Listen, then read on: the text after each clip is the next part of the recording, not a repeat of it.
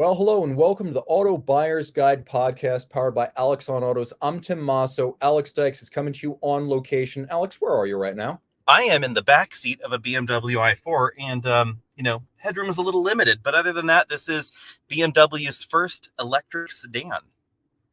Now, interesting thing today, we've had a spate of electric launches. One of them is the BMW i7, which I want to say is sort of like a counter to the EQS, but at the same time, it's really not. Where does it sit in the ecosystem of luxury EVs in 2022? Yeah, I'm intrigued by that because BMW has said there's going to be a plug-in hybrid version, and of course, we all know there's going to be a regular gasoline version of the 7 Series at some point as well. So rather than doing what Mercedes did, where they reimagined an S-Class could be for the 21st century, BMW basically said the 21st century is going to be gasoline, plug-in hybrid, and electric, and they're all going to be the same sort of vehicle together. One might argue that at the moment that is maybe more rational since product development life cycles tend to last 6 to 10 years, and that would take us to that next stage of electric vehicle requirements in America and in Europe. So logically, why create a dedicated EV platform in this generation when you could wait till next generation maybe and have a little bit more synergy? But it does make the 7 somehow a little bit less exciting, I guess, for the electric car shopper than the EQS.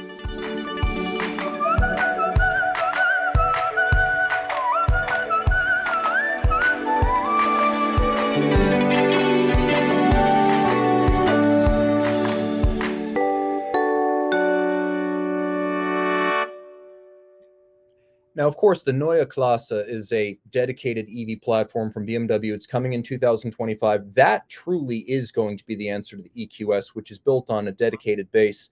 Do you think it hurts BMW at all in the market that some of the packaging is going to be similar to a gas-powered car, especially compared to the interior volume Lucid achieves with a much smaller vehicle? I'm going to wait to see how that goes in that versus this i4. Right in the middle of me is a very large transmission hump for the regular gasoline drivetrain.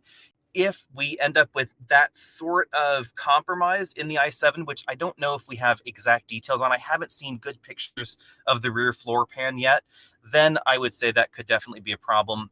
The question we don't know is, are they doing what Volvo has promised, but we haven't seen yet for the upcoming XC90, because they're promising that that platform will have completely different floor pans in the different versions. So the battery electric vehicle and the gasoline hybrid vehicle may be the same, bottom up, but the most important bottom layer of the car is actually going to be quite different. And BMW hasn't said.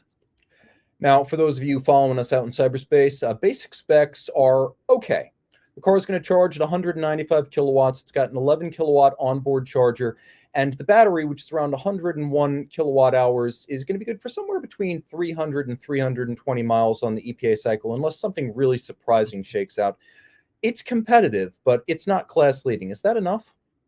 I think it's okay. I think that charge times and the charge curve is going to be a bit more important than peak charge rate, because, a good example is if I grab my computer here, which is hanging out in the middle, that Tesla Model S that is right there, that is the non-plaid Model S. So expect that video on the channel at some point soon. That one peak charge rate is only 250 kW. So it is not as fast as, the Lucid. It's not as fast as the new Hummer or some of the promised GM platforms. But in the real world, that will maintain a really high rate of charge for a long time. And that's what's going to be really important for getting that road trip completed. So it depends on your use case as well. And if you can have an EV that will cling on to 300 or 350 kW for, say, a 20-minute window, and that's all you need, then that'll be great. But if you really want to go 10% to 80% for that next stop on a road trip, then the entire charging window becomes more critical and average charge rates become more important. Like the EQS, its peak rate's not great, but it clings onto that really high rate for a super long time. So as far as average charge rate goes, it actually beats the Tesla Model S right next to me. Tesla has promised some faster charging coming soon, though, so stay tuned on that. And that's a really important point because average rate of charge combines the ability to hit a peak, but then also the tendency to stay near that peak. A great example of that is something like the Audi e-tron, the SUV. It's not class leading by most measures of EV performance, but its ability to continue charging at up to 50 kilowatts, even with a 99% state of charge, means that it actually outcharges from close to 0 to 100 many more heralded high power units. It's actually one of the fastest charging vehicles in spite of roughly a 155 real peak rate. Yep, it definitely makes a difference. The Ioniq 5, the new eGMP platform from Hyundai and Kia, also the EV6 there in the upcoming Genesis, they have a really high average charge rate as well. They cling on to a pretty decent charge rate over 10%, over the top 10% of the battery, over 90%, I should say, but not quite as fast as the Model S. I was actually really surprised that this Model S was clinging on to 50 kW up at around 98, 99% battery charge. So, I mean, it scoots it on into the end practically on fire. And that was very impressive. That definitely beats the charge curve that we see in the Porsche Taycan, unless we're talking about that very limited window where the Taycan will peak up there around 260, 270. So, peak charge rate isn't everything. Yeah, it's basically the old saw about the marathon runner being able to beat the miler. The miler is going to run out to a lead and then fall back in the long run. So this matters. It matters immensely. And ultimately, I also think things like service sale distribution networks matter. Ultimately, is BMW going to be able to satisfy the demand? Because that is the topic of our times. What are you hearing about the i4 that you're currently reviewing? It's difficult to tell about demand so far. I've contacted a few local BMW dealers. They wouldn't talk about it. BMW hasn't said too much about orders and demand just yet either. I will expect that they will sell as many as they can in the United States right now. Supplies are constrained with everything. So how it looks in a world where we have as many as they can build, that I'm a little bit less sure on. One thing that just occurred to me, though, while we were talking about charging, our friends over at Inside EVs make a really good point when it comes to CCS charging, and that is that most Electrify America stations top out at 350 amps. So when you actually look at some of those peak charge rates, it's really going to be dependent on exactly which charger you can find, whether we're talking about some of those fast 400-volt charging vehicles or some of the new crop of 800-volt EVs, like the General Motors Ultium platform vehicles. Has BMW spoke at all about I know I believe they're using prismatic cells, but have they spoken at all about the longevity of their batteries? I know Toyota is talking about with its new EV, 10% degradation or less over 10 years. Has BMW even broached the topic? BMW has not. In fact, actually, Toyota's statement was very unusual because no other auto manufacturer has ever really talked about their design. And you'll notice, though, that Toyota did not say we guarantee the battery for 10 That's true. years. That's It true. was, we designed this battery with this target in mind. But even that was actually quite forward because Tesla's never really commented about how their battery design envelope looks on any of their modern vehicles. I should say that this vehicle, like pretty much every modern EV, uses a pouch style lithium ion battery, which is a little bit different than a prismatic cell. So prismatic cell is sort of like a circular cell, the cylindrical cells that we find in the Tesla, only they've been squished. So it's still sort of the jelly roll thing going on, but then they squish it into a square case. And pouch cells, everything is parallel to one another. They sort of stack things up in the flexible pouch style bag. And at the moment, I don't know of any EVs that are still using prismatic cells because those did have some longevity issues. For some reason, that particular form factor tends to create dendrites a little bit more rapidly, leading to battery failure. And those tend to puff up a bit, causing some mechanical issues inside battery canisters. And for some reason, pouch cells don't have that same problem, and cylindrical cells like that Tesla don't have that same problem. For all you driving enthusiasts out there, you should also know that the power rating of the initial i7 is 536 horsepower, but they are anticipating over 600 horsepower and 700 pound-feet of torque in an upcoming M-influenced model. So stay tuned on that front. This is the opening round, not the final volley. We spoke a bit about Toyota. To see how performance ends up, because there's a video on the channel that you guys can all reference to if you have the time. Horsepower numbers and peak torque figures are not everything with EVs. It's the power ramp that's incredibly important because a vehicle could produce a peak of 700 pound-feet of torque, but if it doesn't come on until you're already at 60 miles an hour, it's not going to affect your 0 to 60 score. And that's one of the reasons that this Model S next to me is wicked fast. We actually got 3 seconds 0 to 60. It's rated for 3.1 according to Tesla, 3 seconds even, repeatedly, time after time after time, because Tesla ramps that power really fast. And there are a decent number of EVs with power to weight ratios that are similar or better than that on paper that are not that fast. And a lot of people have said that's one of the reasons that, in particular, the Volkswagen i4 doesn't seem that strong, because there is a Yes, slow phasing torque curve, and exactly. it feels more like a gas-powered engine. Yeah, and that's the reason that the BZ4X, and we're going to talk about its new Lexus relative here soon, but that's the reason the BZ4X and the Solterra actually feel much faster than their numbers would otherwise indicate. On paper, they're only 201 horsepower, 202 horsepower, something like that. And they are almost as fast, within tenths of a second, of the ID4 all-wheel drive that's almost 300.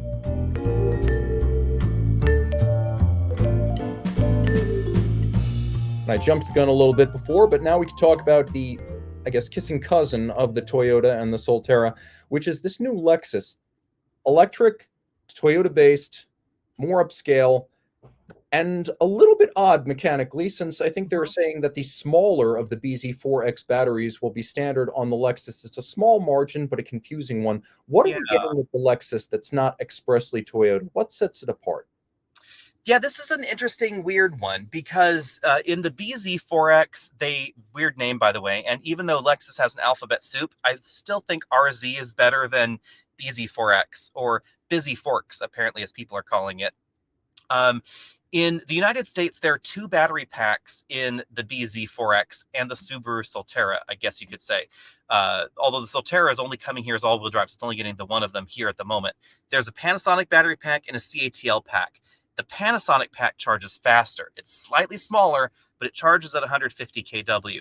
And for America, they decided that they wanted the extra capacity given to us by the CATL pack, even though the downside is it charges slower at just 100 kW. And this is why the DC fast charge times don't align in Japan and in America, because in Japan, they all get the Panasonic pack, apparently. So it's logical that they gave it the Panasonic pack for that faster charge rate, even though it has all-wheel drive, but range is going to suffer a little bit. I think the motor situation is a little bit weirder, though. Rather than, the BMW that I'm in right now, or the Tesla on that side, or the Ioniq over there, and the EV6 over there in the driveway, all 4 of them are with us. They all have bigger, more powerful electric motors in the back than they do up front. That's definitely the thing for modern EVs. Toyota went in a different direction. The BZ4X and the Solterra have identical electric motors, very Volvo-like. So same one in the front, same one in the back. But in the Lexus, we all knew that there was going to be a more powerful motor, and everybody just super duper hoped that that would be in the back, and it's not. It's going to be in the front. Some more talking points with the Lexus relate to things like the unconventional layout of the dashboard on the BZ4X being somewhat updated, upgraded, and a lot more, I would say, adoptable by people who are already used to RX SUVs. Talk a little bit about the interior, because for me, from a sensory standpoint, what you see and what you hold is about as different inside as you could get, whereas on the outside, they're more similar. It's really the interior that diverges. With the new RZ, as you can see on the inside, it has the screen that we found in the redesigned Lexus NX, which we assume is going to be in the next Lexus RX. And you can see the dashboard is generally much more normal themed, I would say, versus the BZ4X. I have to say, I like this design better. But I think it's a little bit weird that the RZ is actually going to be getting the yoke steering wheel that we find in the Japanese market BZ as well. What do you think about the yoke? I think the only way the yoke makes sense is if you also get the steer-by-wire system that's been promised in conjunction with that yoke. Because if you can calibrate a wheel to work more or less the way an F1 car works, where you never have to go beyond opposite lock, basically either 150 degrees of total range of motion or 150 to each side. It's not clear. They've talked about that 150-degree number. We don't know whether it's 150 each side or total, but it makes it a lot more intuitive to use a yoke, because hand-over-hand control is the safety and practical pitfall of a yoke system. If you don't have a direct geared link between the steering wheel and the steering rack, you don't have a lot of those problems. So I think it's either both as a package or neither. And that is a flaw with the Model S that's over there on that side. Now that we've put about 350 miles on it so far, actually a little bit more than that. I tell a lie, it's about 450 miles so far.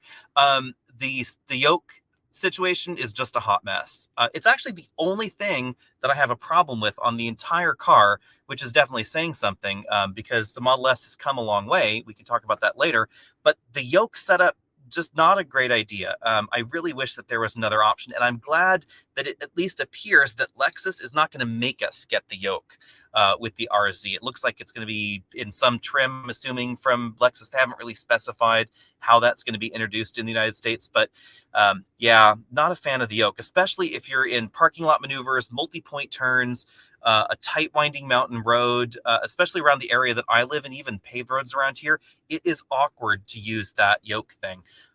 So let's just hope that they've sorted that out. I'm not entirely clear that a quicker steering ratio would fix everything, I have to say, though, because variable gear ratio setups with extreme, variability can start to get awkward feeling. Without a doubt, the go-kart sensation inside a crossover SUV is kind of uncharted territory for vehicle dynamics, especially in consumer hands.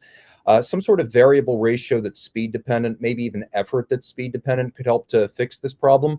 But I feel like we're now fixing problems that are caused by problematic choices. Like, you need drive-by-wire to have a yoke, and then you need to fix drive-by-wire in order to make it practical so you can in turn have the yoke. So, I mean, guys, the wheel, you don't need to reinvent it. It's a cliche, trite but true. Yeah.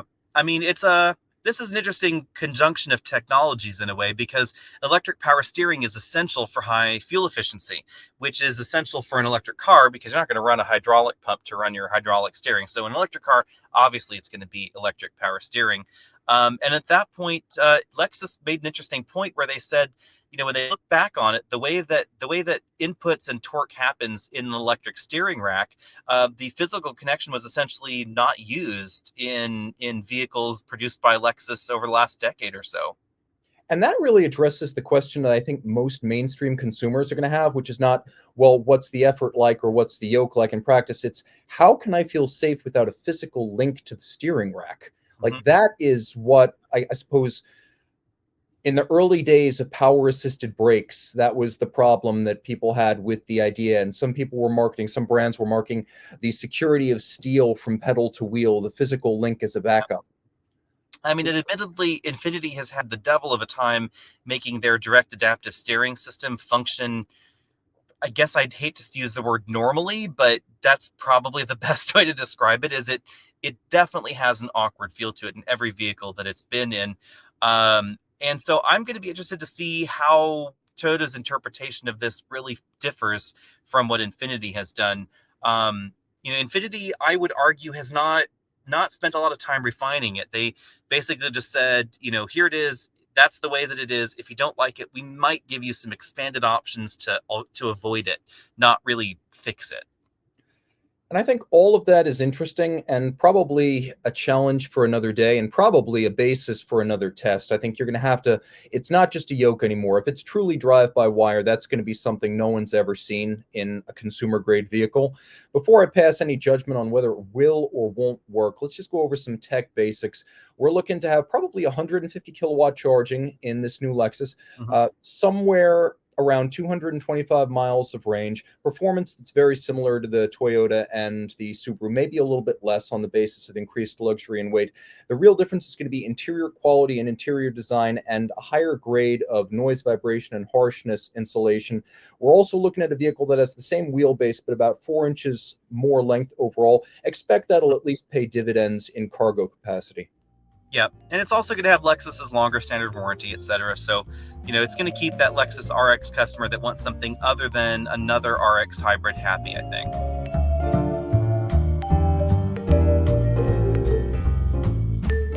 Now, if you're not getting the Lexus RX and you've got a hankering for some Mustang, or at least Mustang branded crossovers, you're going to have to wait till 2023. What's happening with the Mustang Mach-E right now for 22?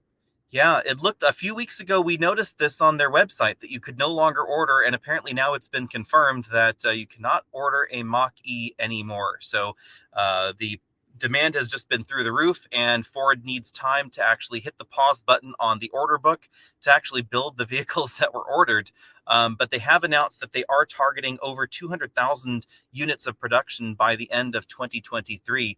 That kind of goes in line with what they said earlier last year about their ramp up in production plans for that particular model. But it really was surprising that it didn't take long, really, as far as months on sale, for this to go from limited availability down to no availability as far as orders. So if you don't already have an order in on one, you have to try and scrounge around on a dealer lot or buy a used one. Now, we've talked a little bit about companies favoring certain high-profile launches and high-priority vehicles, basically taking the semiconductors and components they've got and favoring certain model lines. Now we find ourselves in a difficult situation for Ford, where in April, it's going to be ramping up production of consumer delivery F-150 Lightnings. At the same time, it's trying to fulfill the orders it has for the Mach-E. Do these cannibalize each other, or does it come out of gas-powered SUVs and trucks? It's hard to really tell based on the kinds of semiconductors that they use and where they come from. It's not a direct one-to-one, which is something that a lot of people will mistakenly, confuse here. So, just because we build electric vehicles and they take more chips doesn't mean that if we stopped building the electric vehicles, we could build more F-150s. They use different kinds of chips. But that said, obviously the semiconductor shortage is still a problem. Ford has definitely seems to have had a better hold on semiconductor priorities as far as their manufacturers go, being higher priority than, say, Rivian. Rivian apparently is in a world of hurt for supplies at the moment. Also, Stellantis has done very well as far as keeping a hold of their chip supplies. How that will look next year or the year after, we don't know. We do know that major chip supply companies are ramping up production at record pace, but unfortunately, the demand for consumer electronics, consumer electronic chips, and of course now electric vehicles is really putting major stress on these international supply chains. I would not be surprised if there are some additional knock-on effects, however, in the Ford lineup. We already know that there were supposed to be some additional Ford EVs announced by now. So the worldwide, we widely expected an electric Aviator, perhaps an electric Navigator, something along those lines at some point here soon. And most likely those are the models that are getting delayed. They don't seem to have put any delays on gasoline-powered vehicles. It just seems to be some of their other electric moves that they're putting a pause on. And it's also possible that we might see perhaps a delay, for instance, in the fleet versions of some vehicles, or maybe limited constraints there. But Ford has been pretty dedicated about fleet sales, so it's hard to really comment on that. I know that the e-Transit has been selling relatively well, for instance. Now, it's true, and it's a good point you make that semiconductors are not fully fungible. There are different chips for different purposes. Is there going to be a competition between the Mach-E and the F-150 for battery cells, though? Yeah, that is another interesting question. We don't know if they're using the same cells or not. So there may be or there may not be, depending on exactly how that production is allocated and exactly what we've got. Most likely, although Ford has not commented on this, I should know next week or about 2 weeks from the date we're recording this video, somewhere around there, because I will be driving the F-150 Lightning first week of May. So be sure and stay tuned for that. So we should know more then. I would expect a high level of commonality between these two packs. So if that is true, which is the logical extrapolation here, then there is going to be some natural competition between these two models.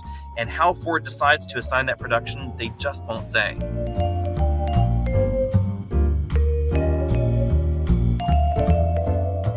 Now, you did mention fleet sales and how that might understandably be the poor stepsister of consumer-grade trucks.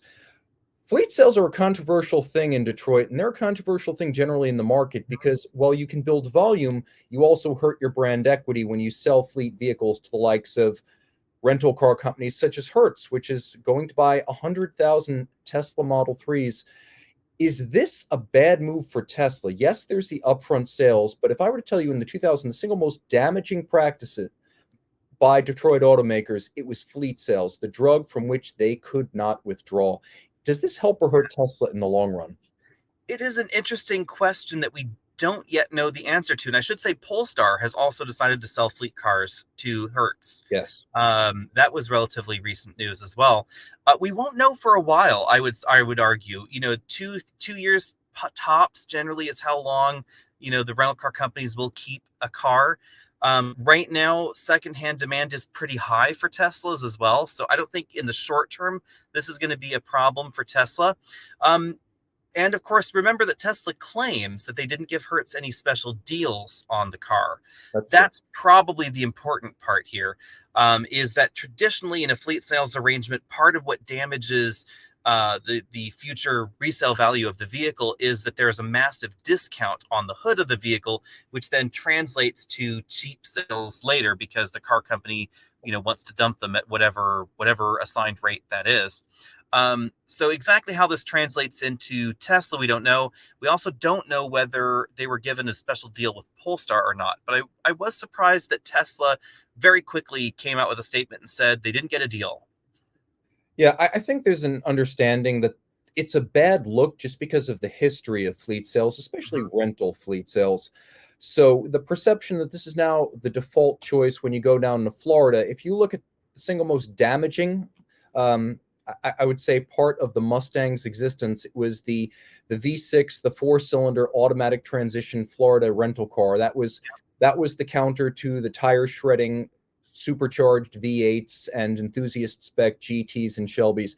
It was always the fact that you could basically rent this thing as a disposable commodity from a company that couldn't care less about cars in a sea of identical rental pods. And I don't think Tesla's image, which is luxury, which is performance, and frankly, exclusivity, is consistent with that. But it's all going to depend on what they sell for when they hit the market after their rental service. It is an interesting construct, of course, because remember the true era of the rental car concern, which I would argue never really affected Mustang that badly. Like the average GT owner didn't suddenly buy a Camaro instead of a Mustang because the Mustangs were on the Hertz rental car counter. So in that respect, there's some fudge factor there. But I would also remind everybody that most of these car rental companies started as arms of the big three American car companies. So it was the captive unit, and of course it was full of Fords because Ford owned it, kind of a thing. And now we are seeing a really interesting blend of vehicles available on rental car lots, especially now that major car companies are not willing to discount fleet vehicles the same way that they used to, and there's just not a lot of supply either. So we have car companies like Hertz, et cetera, that are actually buying used cars from fleet auctions to try and prop up their rental car fleets. And we also have realities like if you go to Maui and go to Hertz, you can find yourself a Honda Accord, and Honda has long claimed that they don't sell fleet vehicles, but there are brand new Accords side by side right there on the rental car lot. And I'm not entirely clear whether it has hampered their resale value either. We also see, the opportunity to, option up into luxury cars at a lot of rental car counters, something that we didn't see in the past. Because of customer demand. And what has that done to their resale value is a little bit unsure, but it hasn't seemed to harm them as much because it's not as big of a number, perhaps. But you could definitely find yourself an Infiniti or a Mercedes. It's a little bit harder to find a BMW or an Audi at the rental car lot, but definitely Mercedes are easy to find. And I think at the end of cycle is really going to be the single biggest factor here, because at the end of the day, Tesla has probably done more than most car companies to try to take control of its secondary market, especially with the notion that they might, and I think this is just a hoax, ultimately create an EV taxi company based on incoming used leases. But they recently ended the option to purchase at the end of the lease, which is a much more substantive move, because in the immediate term, that gives them the opportunity to sell the car again and set the price on the aftermarket. Exactly. And that's not uncommon because a number of car companies out there, a number of mainline car companies have recently decided to do the same thing, and say that you cannot sell your lease to a third party. So there's no third party buyout leases, et cetera, because dealers are really looking for that used car volume in a market that's very constrained for new cars. And Tesla is not immune to that. There's definitely a used Tesla market to be had, and your Tesla dealer is all the same company. So if you can control where the cars go when the lease is done, you're definitely going to do it. Yeah, we won't know for years. We won't know for years because these cars aren't going to hit the secondary market for years. It's probably a good move by Hertz. It's already paid off in terms of publicity. What it means for Tesla in the long run, again, it's just going to be where these cars are, what they sell for, who buys them, and what condition they're in when they hit the secondary market. And it's just ... to be continued. Exactly.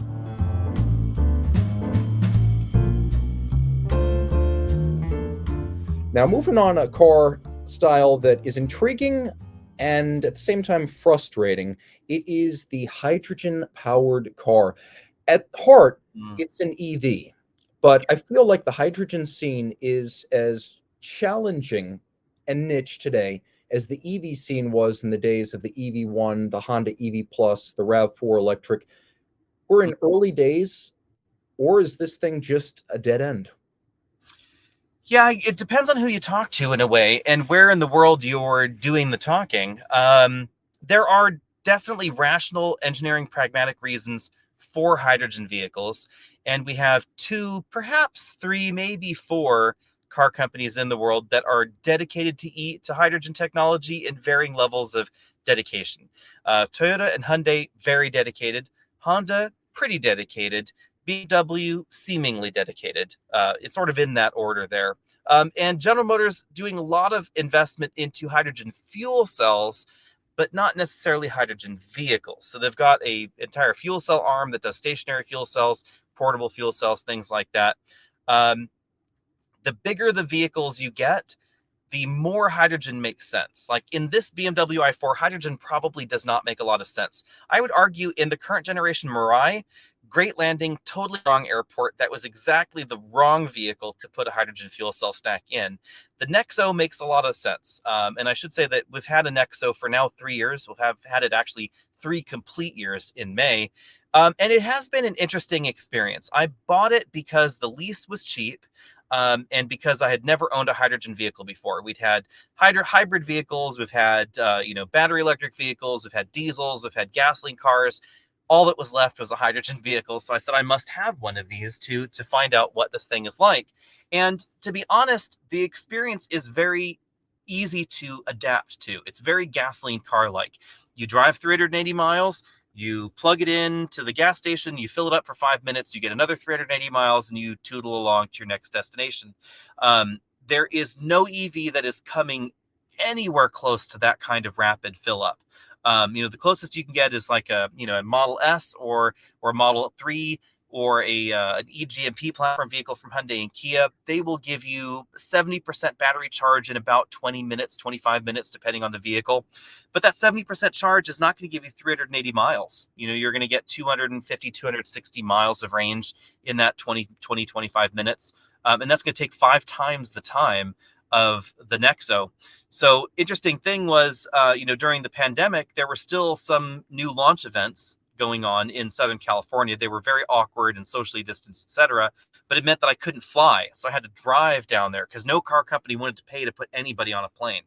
And in that window, I had the option of driving our Mach-E, which had a relatively decent, not fast, but decent fast charging. Theoretical range of 270 miles, and it's about 300 miles down to Los Angeles from where I am. Or I could drive the Nexo with an EPA rating of 260 something, 256 like that. And every time I would take the Nexo, simply because it meant way less time away from home. The entire trip, because usually it was a go down in the morning, come back in the evening. The entire trip would take 2 hours less than if I had taken the Mustang. And that was the best use case scenario I could say for it. Now, I think it's important to talk about the one trump card that they've got. They work like EVs, they sound like EVs, they drive like EVs, and in terms of actual motive power, they're powered very much like EVs. Just a different kind of battery, really. It's the 5-minute fill that gets people, and at the rate we're seeing battery charging advance, high-powered charging now available on cars from Hyundai and Kia, no longer Taycans and Lucids and Teslas. At the point where you can now start to talk about maybe getting hundreds of miles of range in under 10 minutes or in 10 minutes, does hydrogen lose its allure the way battery swapping lost its allure? That is the sort of question here. And I would say we can get reasonable range in 10 minutes, but you're never going to get as much. Like there is no electric vehicle will get anywhere close to more than 20% of the range that you could get in the same time frame roughly, even if you double the time frame, even if you say 10 minutes, no EV will get, within 20% of what you can do in a hydrogen vehicle in that same time period is the big thing. Simply because of some of the physical realities of conductors and charging voltages and current, etc. So, I mean, pulling 350 kW down an 800 volt, capable EVSE DC fast charge station that's an incredible amount of power. So if we go to the next level and you want to say, I want to accomplish this same charge event in 1/4 the time, now we're talking about 1,000 kilowatts or 1,200 kilowatts, even depending on the vehicle, in order to do that. So we're talking about major stress on the batteries that solid state batteries likely would not solve. We're talking massive conductors. We're talking incredibly high voltages. Something's got to shift there. Or we're talking about conductors the size of dinner plates. None of that is overly rational. I would argue that there are definitely levels we can push DC fast charging for the next level of EVs, boxier EVs like the EV9 or EV minivans or EV pickup trucks, things like that. We could definitely go to 1,000 volts, maybe 1,500 volts. We could definitely go to 500 kW charging, but that's never going to get you the same place that hydrogen could in a similar form factor large vehicle. But again, it's a vehicle form factor question. A Suburban, a Tahoe, a pickup truck, those make sense as hydrogen vehicles. A sleek, sexy sports car, a city car, those don't really make sense as hydrogen. And it's worth mentioning some of the challenges of hydrogen. We know well the limitations of EVs.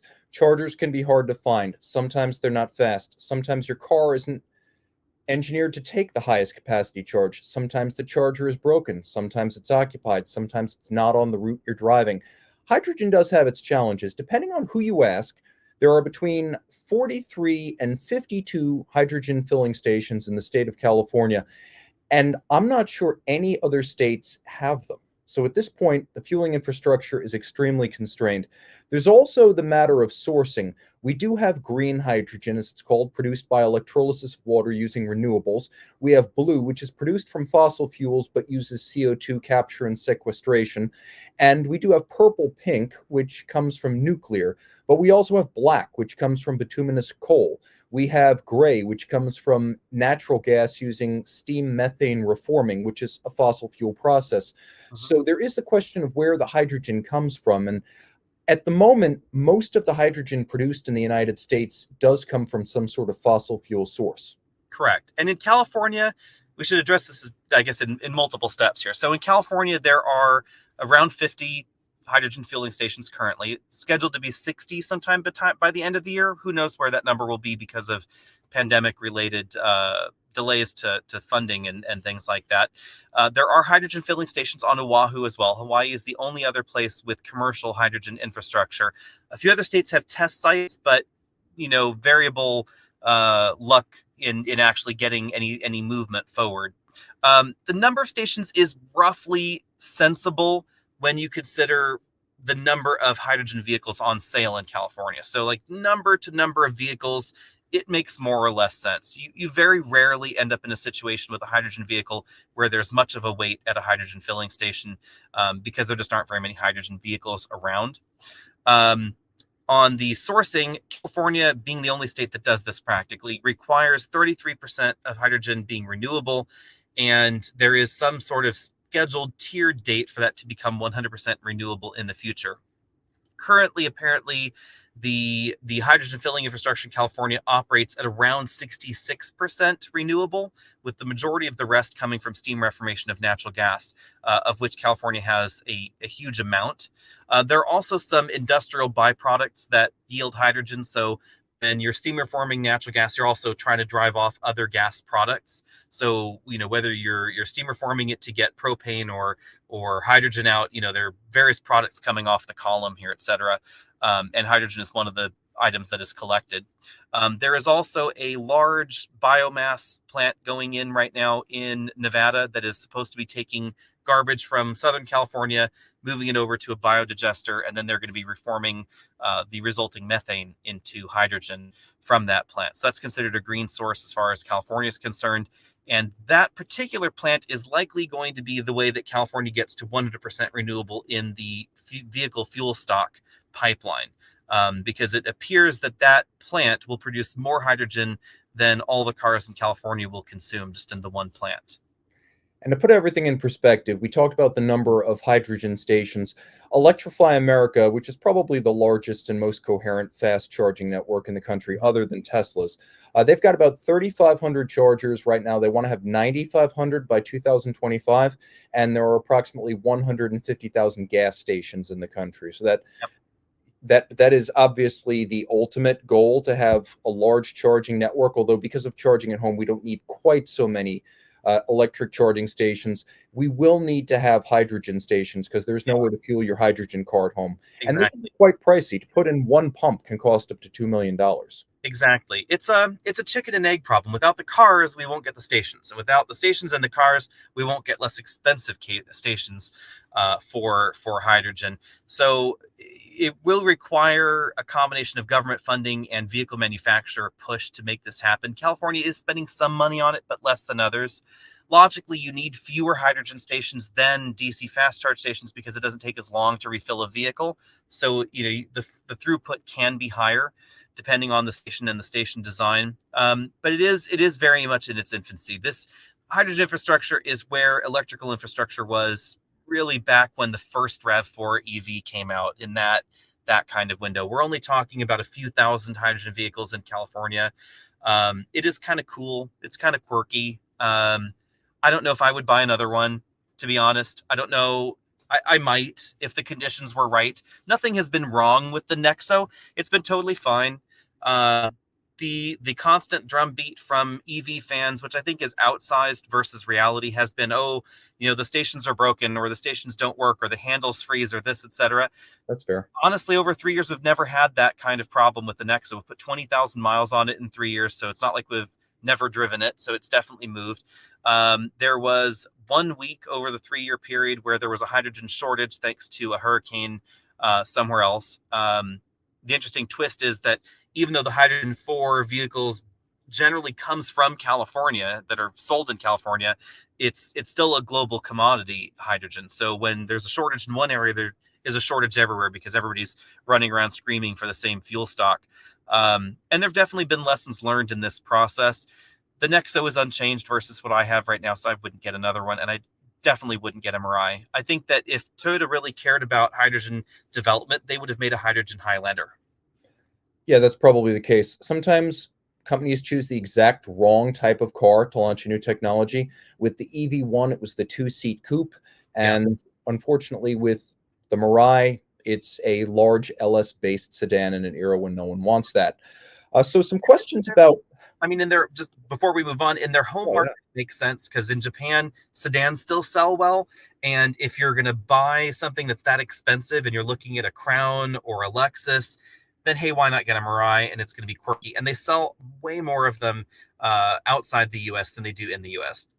South Korea is also very, very into hydrogen because it does solve the where you charge problem. If you live in an apartment, which a lot of Koreans do, or a condo, which a lot of Koreans do as well, and single home ownership is relatively low compared to America, then you need something that works in the current driving environment, infrastructure environment, and people can pull through and recharge quickly, and hydrogen will do that.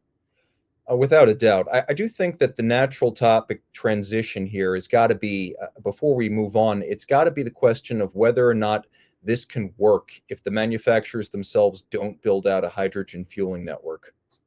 Yeah, that's been my big thing. And you talk to Hyundai and Honda and Toyota, and it's the same answer that they've had for decades about everything. We don't build gas stations, we build cars. Why should we build the gas station? And clearly the Tesla next to me is the answer, because if Tesla had not bothered to create a supercharger network, I would argue that Electrify America wouldn't exist. Even though the penalty might have still been there, what it was spent on might not have existed unless people really thought about, hey, that supercharger thing's kind of cool. It's what allows you to drive a Tesla from A to B, wherever that A and wherever that B might be in the United States. It's not perfect. There's definitely room for improvement, but it is that thing that has allowed that American road trip to function in a car. Bearing in mind that the American road trip is this fictitious thing that most Americans, oddly enough, do not ever embark upon. oddly enough. Like American road tripping is at a 70-year low, apparently, in America. Fewer people road trip than ever before. And there's pros and cons to this. Like the lack of hydrogen filling infrastructure outside of California is not a problem to me at all, because California is a really big place. It takes me a very long time to leave. From where I am filming this right now, my closest exit's 5 hours away. And if I was going to drive 5 hours, I would just fly there. So there's really no major American city outside of California that I would drive to be perfectly honest. I wouldn't even drive to San Diego. That's too far. Yeah, that's a good point. I mean, we have this notion of this romantic notion of like the family road trip, and everything about it is wrong. It's always like a family heading out in a station wagon, those are dead, on a road trip, which never happens, to go to the Hoover Dam, which why would you ever as a vacation? Yeah. You know, it's like save commercials as you go by. You know, Americans do definitely road trip, but when you actually look at like the way we've been programmed to romanticize the road trip and the way road trips actually happen, AAA considers a road trip something more than 100 miles, which is not very far, to be perfectly honest. My in-laws live more than 100 miles away. And again, they're still way within the same state. You know, if you're in Rhode Island and you're crossing state lines, it seems like a big deal. But if California was divided into Rhode Island-like states, I mean, this would be like 200 states between the top and the bottom. I'm in Northern California, but there's still like 400 miles north of me till I get to Oregon. And there's nothing up there that I want to see. Well, I mean, let me rephrase that. There's just nothing up there. I like seeing it. It is very pretty. And if you live in Northern California, you are a lovely person. But it's you and a bazillion trees. There is not a lot there. There's no going there for work. There's no like, you know, it's I'm not a gonna go. destination, yeah. Yeah, it's, you know, that. you want to commune with nature, you want to go camping, hiking, backpacking, etc., that kind of thing. There's a lot of that there, but you still haven't left the state, is my point.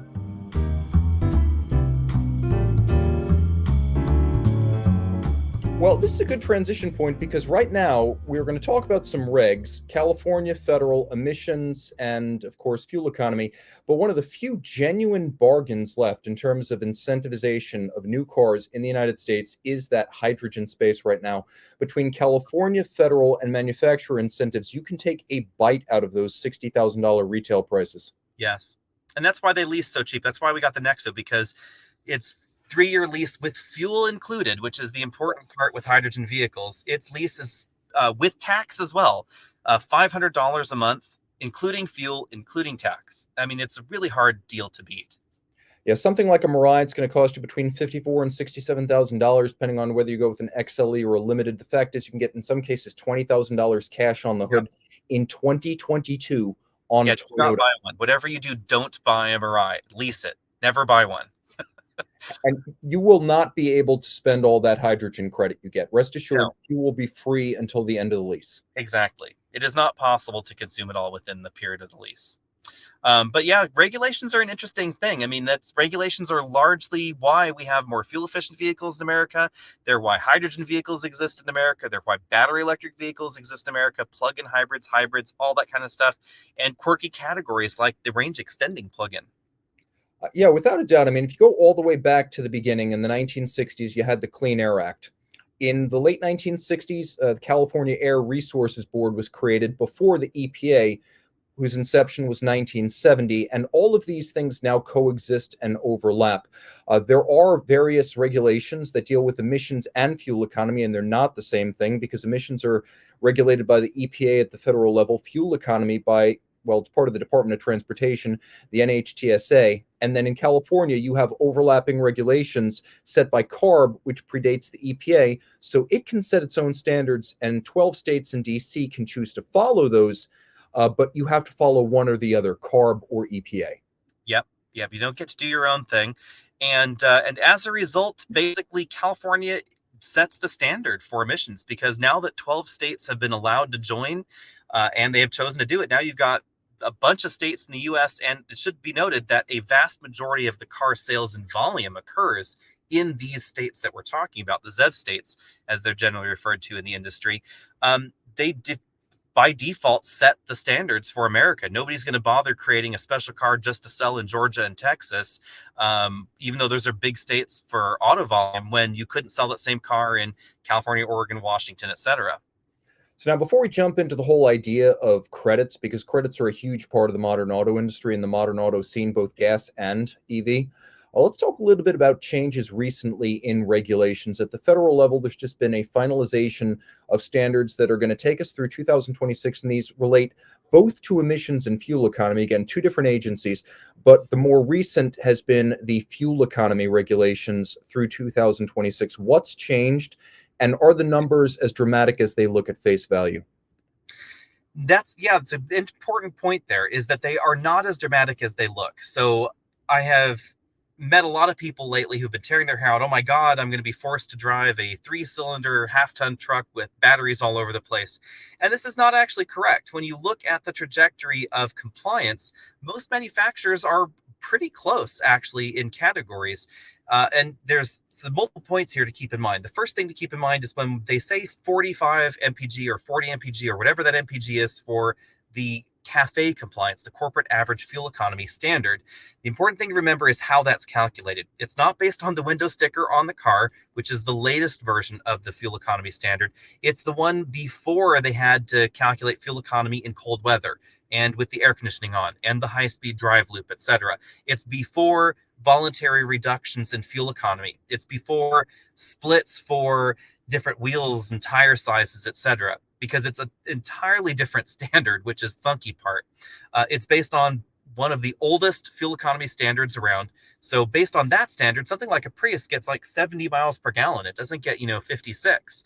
So its compliance is way through the roof for that particular compliance category. And half-ton pickup trucks benefit especially from this, because the remaining fuel economy standards that are actually used for their testing are relatively low speed, very short in nature, very low top speeds, very low average speeds, etc. The air conditioning's not on. All of that is great. And in the city cycle, things like start-stop have a huge benefit in those fuel economy test results. So fuel economy in the real world might not be a huge benefit with start-stop, especially if you live in the South and it's hot, but in the fuel economy test cycle, big benefits. So that's why they do it. Same thing to mild hybrids, full hybrids, plug-in hybrids, etc.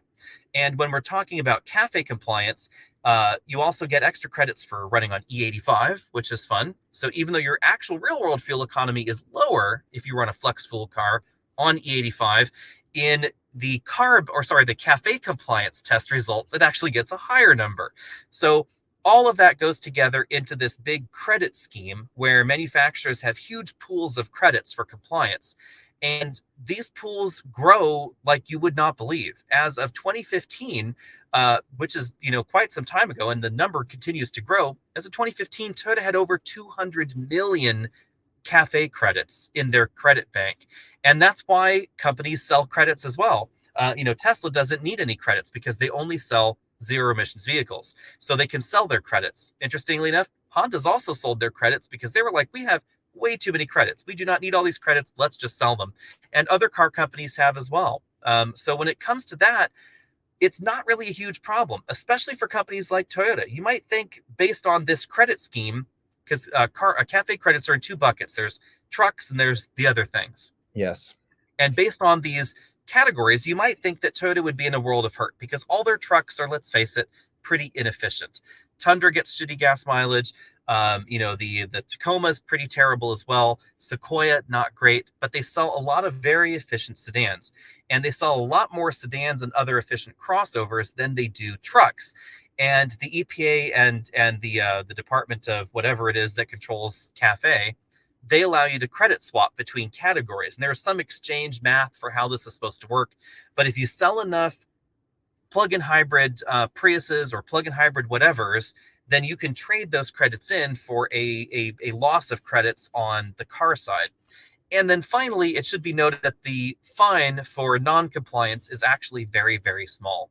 There was talk of raising it to $15 per mile per gallon missed by the target, and that did not happen. It is $5 per mile per gallon average missed on that category, per year. So That's not a lot. If your Ram 1500, which by my back of the napkin calculations is likely only within 1 or 2 miles per gallon off in the most efficient trim for that next stage of compliance today, then it's going to cost you $5, $10 to pay that fine. Why would you pay the fine?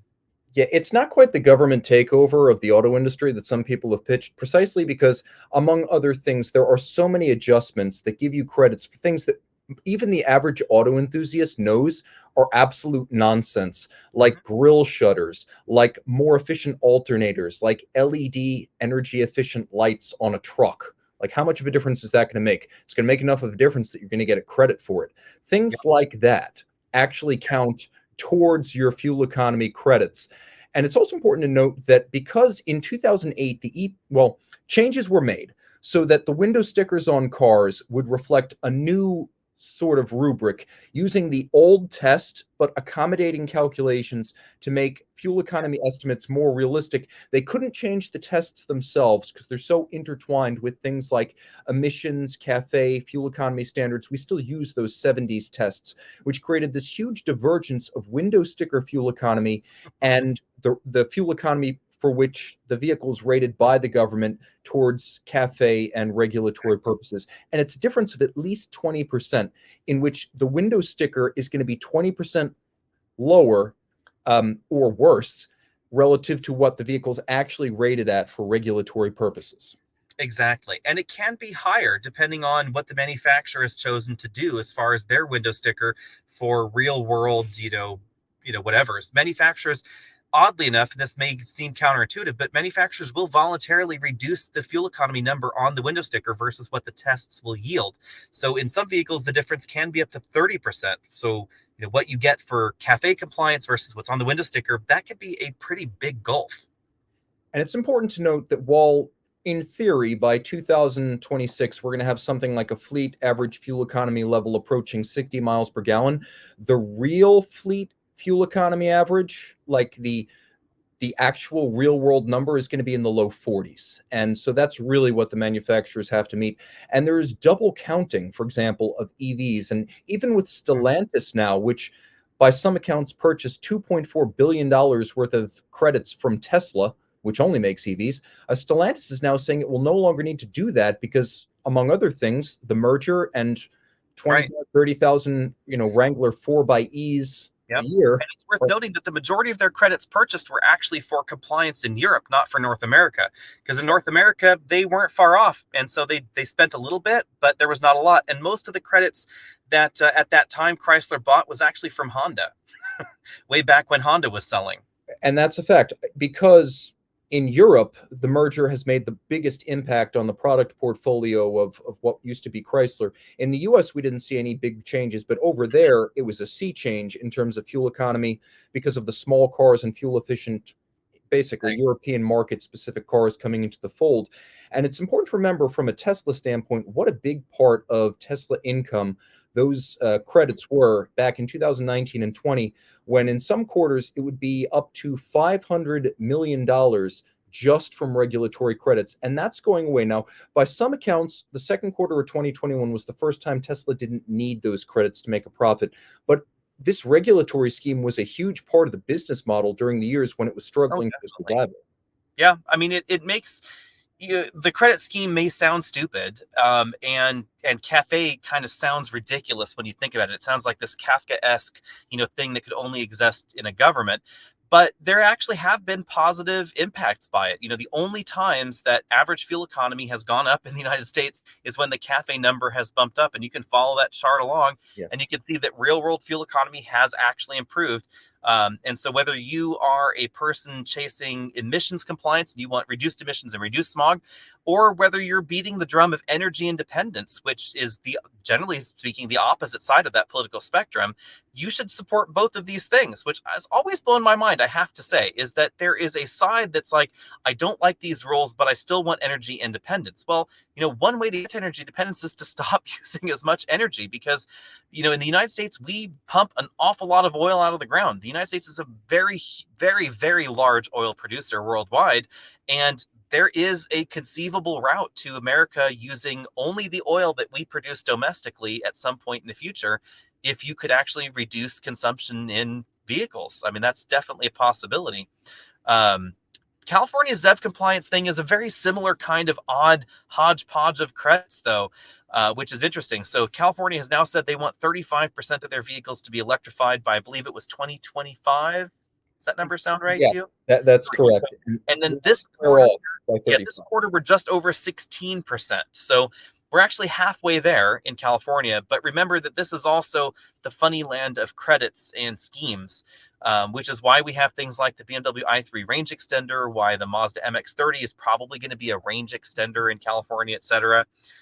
So the moment that you have a gasoline engine under the hood, but the gas tank is so small that your electric range is larger than your gasoline range, all of a sudden, poof, it's an electric vehicle only.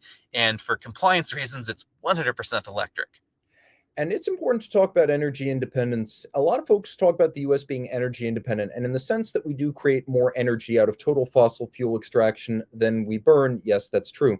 But we do burn 38% more oil than we extract specifically. Mm-hmm. And at a little over 19 million barrels per day, if you look at the claimed cumulative CAFE savings, it's somewhere between 2.5 and 5 million barrels per day relative to where we would be if they hadn't been implemented in 1975 after the Arab oil embargo and then stepped up over time. So when you consider that we were importing about 700,000 barrels of Russian oil per day pre-Crimea, that gives you a more tangible sense of the impact of CAFE. And like you said, there were no changes to the basic CAFE requirements of cars between about 1985 and 2011. And it is that period after 2011 when the regs changed, when you did see that step up in range. So whether it's energy independence, ecological reasons, geopolitical reasons, the regs have worked and there are benefits. And there has been real impact in the cost of consumption as well. The benefit to buying a RAV4 hybrid, for instance, over a RAV4 is that you will spend literally half as much on gasoline for choosing that hybrid model for only very, very minor increase in the cost of the vehicle. And if you're concerned about future maintenance and warranty costs, Toyota's hybrids are generally more reliable than their non-hybrids. And even if you have to replace the battery pack over 300,000 miles, which you have to know, battery pack replacement in Toyota hybrids is incredibly rare.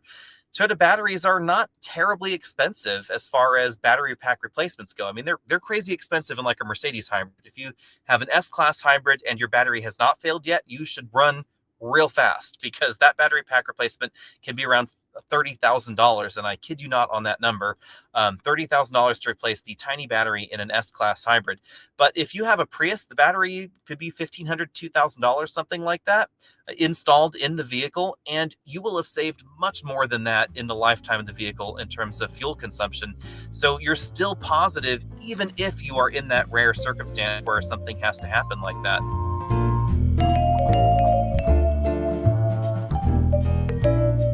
What does the regulatory situation look like in California? I think we should probably address that before we bow out, just because it is different than nationally. You mentioned that there's a desire to get to an incredible percentage, 35% by 2025, I think, and ultimately phase out all gas-powered cars, at least new gas-powered car sales by 35. Mm-hmm.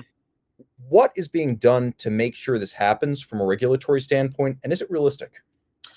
Interesting question. There will be fines for non-compliance, et cetera, just like there are with most government mandates, but also you can expect that goalpost to move. California has moved that goalpost for decades, to be honest. This is not California's first ZEV mandate. And it's also based on a credit scheme. Plug-in hybrids count. So 35% is only double what we sell currently in California. And that's not an insurmountable change. If you look at the progress of electrification in California, it seems like that curve could align right. And by my calculations, there are 52 new vehicles from mainline manufacturers. I'm not talking about excluding Rivian, excluding Tesla, because the Cybertruck may never happen, excluding those vehicles, Bollinger, whatever, all those, excluding those, just 50 models from mainline car companies that currently sell hundreds of thousands of cars in the United States that are going to be plug-in hybrid or full battery electric by 2024. So well in advance of that deadline, they're going to be more than 3 times the number of models, I believe, currently on sale right now that you can choose from to fit that bill, Whether or not the customers will choose them, that is an entirely different question, but it does appear that there is a strong desire for plug-in hybrids.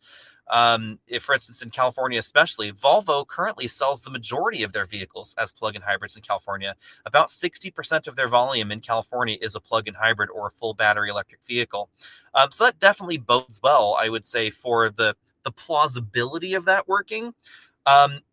Whether or not we will hit a rate of saturation at the people that are really interested in it and can support it and can do it is sort of my concern. At what point have we hit the point where every possible electric intender that owns a single family home or can charge at work now has one, and now all the low-hanging fruit is gone, and now we're into a phase of trying to convince people that really would have to seriously modify their lifestyle to accept an electric vehicle. And we have to be perfectly frank on that one, that there is a large portion of America, a large portion of California, where it would require significant lifestyle changes to adopt any form of electrification that would make an actual impact on economy. If you live in a condo, if you're on the 60th floor of a building in downtown Los Angeles, you could buy a plug-in hybrid, and that would count, I guess, but you're not making an impact to reality because you're never going to charge it living in that high rise, unless you're in a very select demographic that actually has EV charging in their condo complex or their apartment complex. But what's to convince that person to buy an electric vehicle over a gasoline vehicle when they would have to spend 18 to 20 minutes at a DC fast charge station every few hundred miles?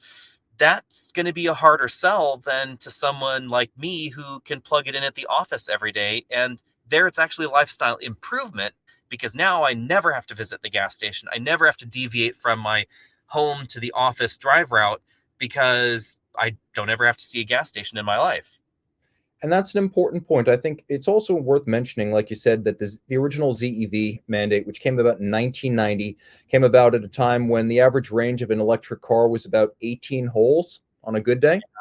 And they repeatedly pushed back the, frankly, unrealistic requirements for zero-emission vehicles, especially battery vehicles, through the 90s and the 2000s. And it's only really recently that what was envisioned in 1990 has become even technically feasible on a mass scale. So I think I see that elimination of gas-powered vehicles, and certainly that 35% by 2025, as a soft target that's more aspirational than not. I don't think that the hand of God is going to fall on drivers if we don't get there. And I'm fine with the aspirational goal, because if you set a goal, you're never going to achieve anything. You have to have an idea of where you want to go first. So I'm actually fine with California's ZEV goal. I consider myself, an environmentalist, but also a realist. I have battery electric vehicles. I have a hydrogen vehicle. I live off the grid in Northern California. I mean, if I literally wasn't hugging a tree right now, I'm not sure how much greener I could possibly get. But I also own a vehicle with a 6.4 liter V8 because there's no electric vehicle that will do what I need to do with that vehicle. And that's part of this mixed reality, that it's going to take a while until we can actually satisfy all those needs. And I have to say that it is perfectly plausible that there will still be needs that cannot be met by battery electric vehicles as we can conceive of them right now. There may still be requirements for some other kind of vehicle. That is a whirlwind, and all of it from the interior of an electrical BMW. Yep. An industry first. And, I've only used 1% of my battery. I just looked over at my gauge. I'm only down at 76% for having been air conditioned in here the entire time. Oh, I've only used about 5% of the battery in my laptop, so I think I'm beating you. Well, that's a wrap, guys. Time out, Tim out, Alex out, and check us out. Yep, and hit that subscribe button down there if you haven't already done so. Check out the website, the merch store, all those other places, and of course, find us over at Facebook because you can see what I'm driving today and interact with things like what's the real-world range on that Tesla Model S right next to me if you find us over at Facebook. See everybody later.